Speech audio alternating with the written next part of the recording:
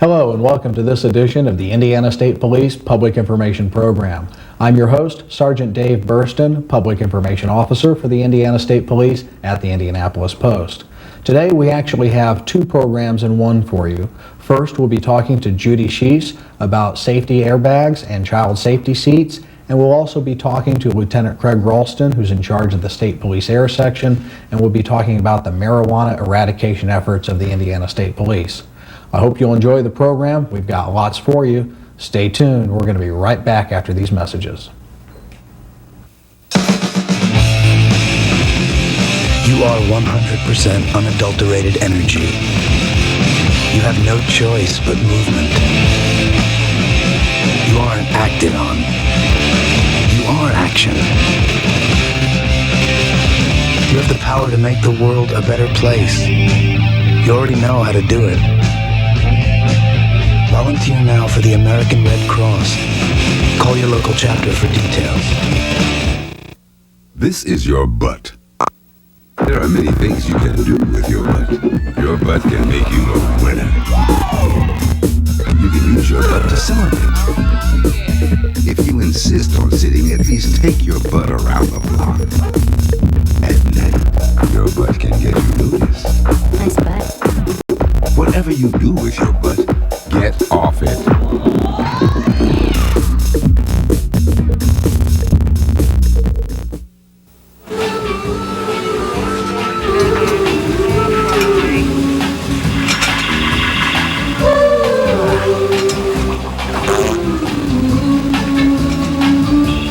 You don't need algebra, geometry, and calculus to get this job. Now, if that doesn't convince you to take math courses, I don't know what will. Call Acme. We'll tell you what you need to do.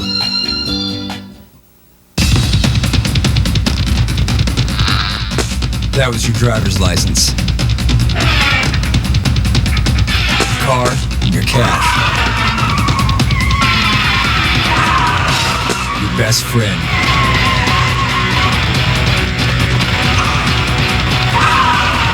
Your freedom. Oh, and then there's you. Wear a safety belt and don't drink and drive. The police will nail you and getting busted bites. Hello and welcome back to the program. I'd like to introduce our first guest, who has been a guest of the program before and is also a friend, Judy Sheese, who is with the Automotive Safety for Children at Riley Hospital, and it's good to have you here. Thanks for taking the time. It's good to be here. What we wanted to talk about today was what's been in the news quite a bit for a lot of parents, and we hope that a lot of people are aware of some of the issues, but we want to talk specifically about new information about children and airbags. What's the latest? Well, I think most parents have heard the information, but we just want to reiterate. Right now, the safest place for any child, well, for any of us for that matter, is in the back seat. Unfortunately, we can't drive from there, so there are trade-offs. If we had a very long steering column. That's right, that's right. So if you have young children, the very safest place they can be is in the back seat, and that's one message that isn't new, but we want to make sure parents understand that. The information with airbags is that when airbags deploy, they do deploy very forcefully and very quickly, and for small children they can be dangerous, so children are better protected in the back seat. Typically an airbag is deploying at somewhere around 200 miles an hour. That's right. That's right. That's a tremendous force. And with the original intent of the airbag, it was designed, and help me out here because I know you're the expert in this area, of restraining a 150-pound male that was not seat belted. That's right. Those are the requirements. And the federal government's looking at changing that, but right now that has not been changed. So some parents say, well, can I get my airbag disconnected? And there was some information released that they could. At this point, there are only some exemptions, and those have to be granted by the government to have an airbag disconnected. However, what we want to tell parents is do not try to disconnect your airbag yourself. It can be very, very dangerous. And I think for our viewers, so they have our time of reference, we're filming this today toward the middle of April, so and this will be airing in May. So this is pretty contemporary information. Do you think there will be any changes by May, or is it going to take them a while to come up with a final rule? I think it'll take a while to come up with a final rule. I do know that some of the new airbags that will be on cars beginning, I think, in '98, will have airbags that deploy at a lower speed. So that's really the only thing we know now. But until anything is decided, children should be in the back seat. Let's recap some of the specific information about the concerns of smaller children, babies or toddlers, their seats, airbags, and so forth. Right. Well, the information has been out there for a long time that if you have a rear-facing infant seat or a rear-facing seat of any kind, it can never, ever be in front of an airbag. Some parents say, well, what about forward-facing toddler seats? Can they be in front of airbags? The information isn't real conclusive yet. Again, put those children in the back seat. It's still the safest spot. What advice do you have for parents? Because and we hadn't talked about this, so I'm maybe putting you on the spot here, but that's part of the fun of the program. Parents that have 2 or 3 children, how many places? There's only so much room in the back seat. What's the words of advice on that? Well, that's a tough one. And if you have 3 children, you have 3 spots in the back. The only thing parents can do is the biggest child would have to go on the front seat, but that child would have to be properly restrained. And that's another thing that parents don't realize. Seat belts have to be properly restrained, means over the shoulders, low on the hips. If that seat belt does not fit across the child's shoulders, that's not a proper restraint. And that child cannot sit in front of an airbag like that. And that brings to light, sometimes you'll see parents that will take that shoulder strap and will put it behind the child, and that can very much increase injuries in a crash, can it? Right, because in the event of a crash, the child's body would go forward because that shoulder harness wouldn't restrain them back. And the airbag deploys when the child's face is right in front of it. That's when the danger is there. And primarily what's happening is as they go forward and that airbag comes out, what we're seeing are some substantial head and neck injuries. Yes, very severe injuries. So we're going to be right back after these messages, so please stay tuned. We've got lots more information for you. If you're not wearing a seatbelt in an accident, here's what you get. You get to hit the inside of your car. You get to suffer massive fractures and lacerations, ride in an ambulance, and listen to people talk about you. You'll be pushed around on a gurney and tour a hospital. What do you think so far? Wait, don't answer. There's more. You'll be cited for not wearing a seatbelt. You'll lose time from work, watch your insurance rates go up, and pay enormous medical bills. As an extra bonus, you might be permanently injured or disfigured. Wearing a seatbelt in Indiana. It's time we take it seriously. Hold on to dear life. We were on vacation at Lake Tahoe. And every precious smile. I was driving home and I fell asleep. I remember just wondering when we were going to stop rolling. When we finally did, I said, where's McKay? And my husband said, he's in his car seat. He was safe. Hold on to dear life.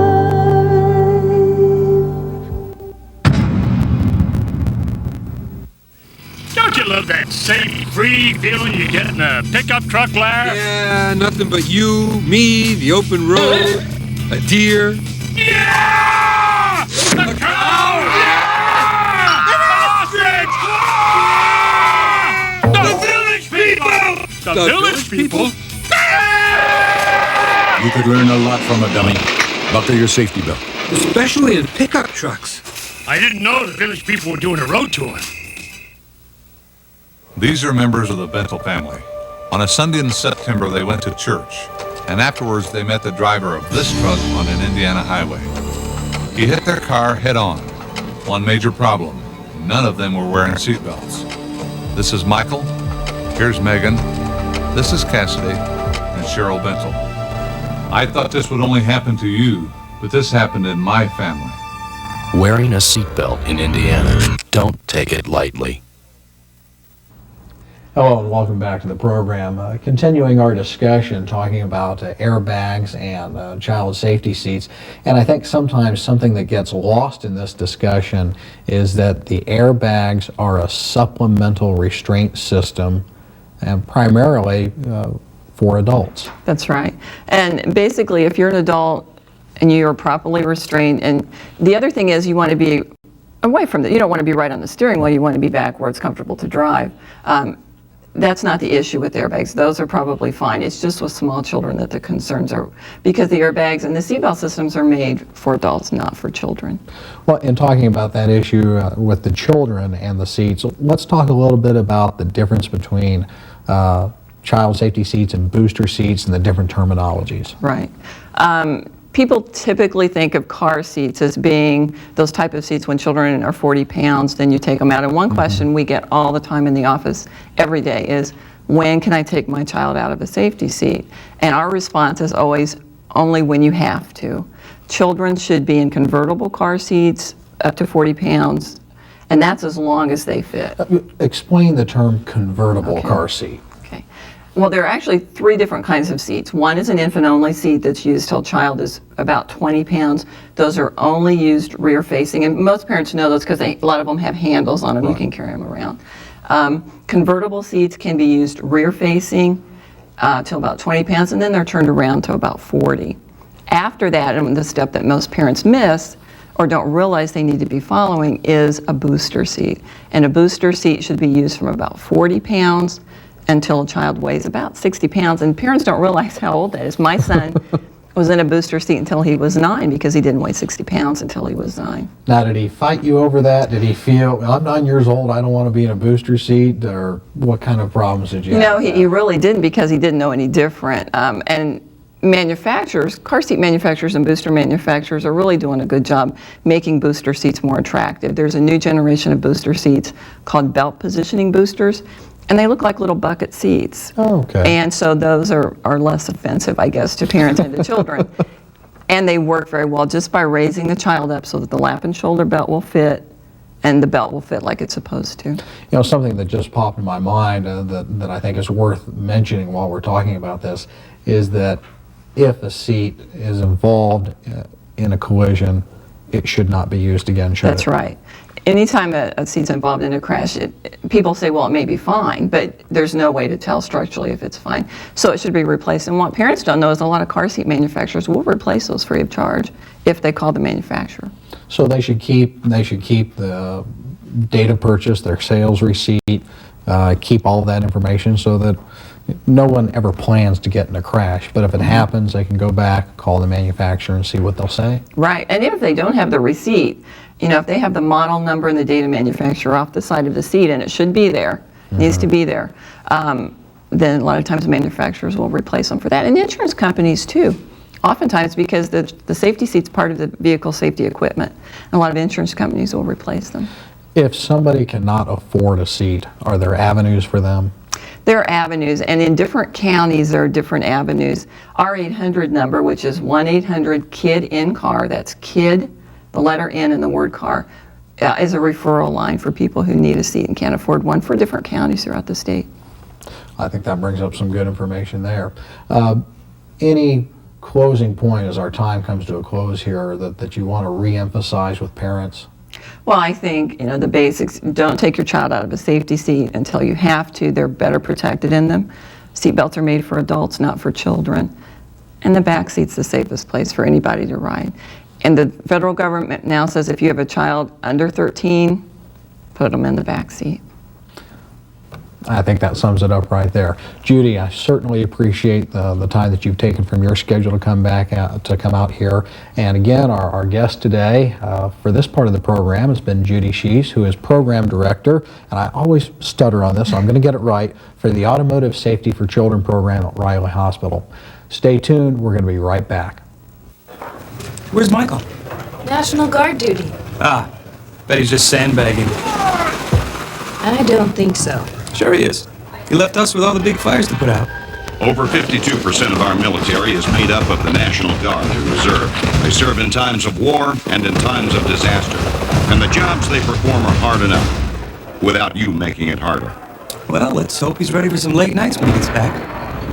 Please support your employees in the National Guard and Reserve.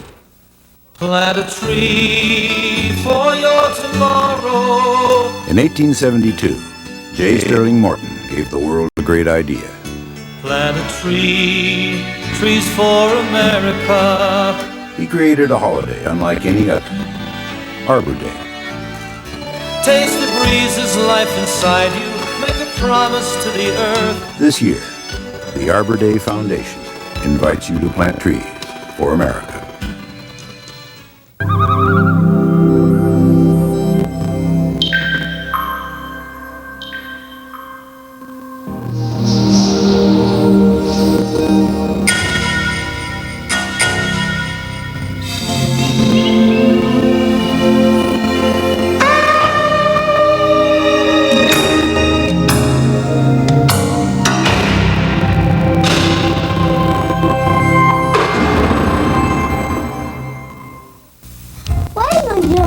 They're on the bus. They're part of the new 8-light warning system. The yellow lights warn drivers the bus is about to stop and pick up or drop off kids. When the bus stops, the yellow lights go off, then the red lights and the stop arm go on, making all traffic stop. Soon, all the buses will have this new system. Remember, if the stop arm is out, kids are about. Hello and welcome back for the second half of our program. I'd like to introduce to you our commander of the Air Section, Lieutenant Craig Ralston with the Indiana State Police Air Section. Craig, thanks for coming out. Sure did. Good to have you here. We're coming into tongue-in-cheek, your favorite part of the season, aren't we? Yes. And, we stay very busy in the summertime. Tell our viewers what you're going to be doing as far as with marijuana. Well, the aviation section supports the state marijuana eradication program. I also manage the grant on the eradication program. And what we do is we have a coalition of about 20 police agencies, drug task force, sheriff's departments, as well as the Indiana State Police. And we work very hard during the summer months at locating and eradicating marijuana and making arrests associated with that. The Indiana State Police has been involved in marijuana eradication for a number of years. When did this first start?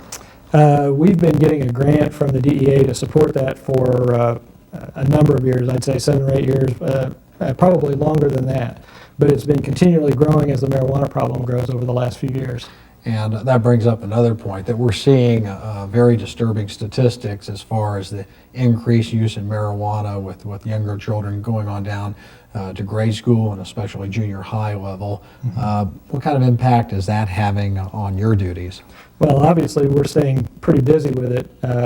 You know, what we've seen over the last 4 or 5 years is some of the drugs that draw more attention, like cocaine and whatnot, some of the hallucinogenic drugs, LSD and whatnot, the use of those have stabilized while use of marijuana has skyrocketed, and particularly among young people. So it's become more of a concern to people like myself that are involved in the eradication program to try to stem that. When you look at the involvement that the state police has, and you mentioned it's with DEA grants, there's also some involvement with the National Guard, isn't there? Yeah, the National Guard has a portion of their budget that they are charged in assisting police agencies with counter-drug actions, and so they provide manpower and equipment for us to help us in marijuana eradication as well as other counter-drug activities. Now, I know that there's a life cycle for marijuana plants, and there are certain times that it is more apt or easier to spot. Can you talk about that a little bit? Well, actually, August and September are big months. That's where the plants are the largest. That's just prior to when most of the cultivators are out there harvesting their crop. And so that's when we get the bulk of our flight time. However, our program really runs year-round because there are a lot of people that grow it indoors, and we're also actively involved in with the grant and supporting investigations. And then there are drug traffickers. You know, Indiana is the crossroads of America. Yes. And so we see a lot of it back and forth across Indiana by vehicle and airplane. Is there any one particular part of the state where you see higher activity versus other parts? Actually, we have a separation of the types of growth that we see. The north part of the state, we see a lot of ditchweed or wild marijuana that stems back to World War II when they were growing hemp for rope. And it still grows wild. It still has the active chemical THC in it in lower contents. And we see a lot of people coming in from out of state and harvesting that. Other parts of the state, and that's particularly northwest, other parts of the state we see it cultivated in woods and cornfields and whatnot. And you mentioned the active ingredient being THC, and for some people that aren't familiar with that, that's tetrahydrocannabinol, and that's actually what gives the person the high feeling. So we see that the ditchweed in the northern part of the state, you see more of the cultivation towards the southern parts, or? Yes, particularly in the woods. The southern part of the state's a lot more rugged, so we find it in woods and along rivers and places like that that are difficult to get to, so people can't just walk into the patch, but have water and the other things you need to support the plant. So, we're coming up for a break, so please stay tuned with us. We're going to be back with Lieutenant Craig Ralston from the State Police Air Section, and we'll be talking some more about marijuana eradication. But first, these messages. Look at this. Marijuana can mess you up. Right. We've been getting high for what, 15 years? Nothing's ever happened. Did I get into other drugs and start mugging people? Nah, didn't do anything. In fact, I'd say I'm exactly the same as when I smoked my first joint. Eddie, did you even look for a job today? No, Ma. Marijuana can make nothing happen to you, too. Someone once said, we all come into this world alone, and we leave the same way.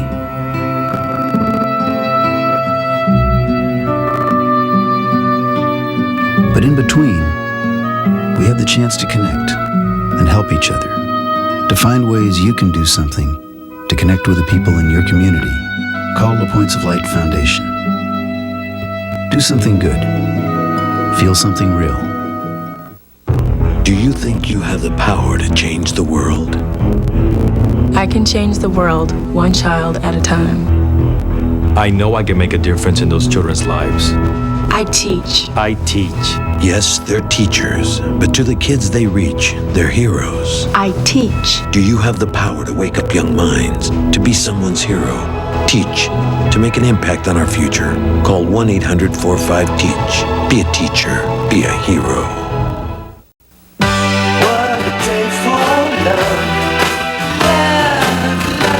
It's a day for love. What a day for love.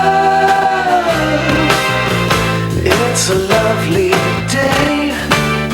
The 90s are not the 60s. In a world this dangerous, there's no such thing as a harmless drug. Talk to your kids about marijuana. Hello and welcome back to the program. Craig, we were just talking during the break there about some of the concerns with the increased use of marijuana, age usage, long-term consequences. Talk about the difference between the marijuana that maybe people that grew up in the 60s were familiar with and what we see out there today. Well, obviously marijuana has never been good for you, but there are a lot of people, in their middle ages now that use marijuana in college, and they said, well, golly, I made it through school and it didn't kill me. The marijuana that we're finding today, the active ingredient, the chemical, is 25 times, can be as much as 25 times more potent than what it was. Additionally, there have been a lot more health studies done over the last 25 years that are indicating some very severe health impacts on the people that smoke marijuana. Well, and I'd like to ask you to go a little more in depth on those, but let's cover a few of the things that most people have heard a lot about as far as health consequences, but it probably wouldn't hurt to repeat it.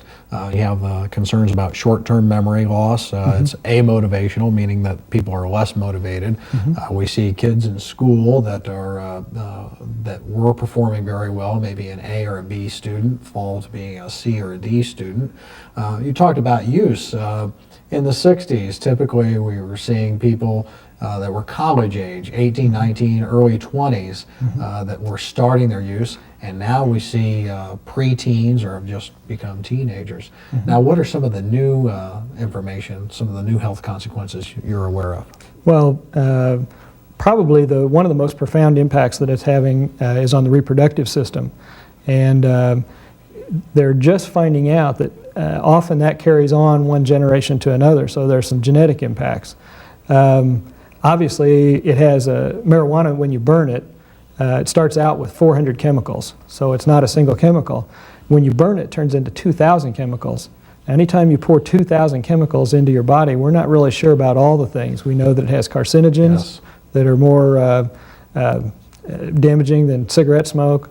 You know, one of the worst times in your life to have short-term memory loss is when you're in school.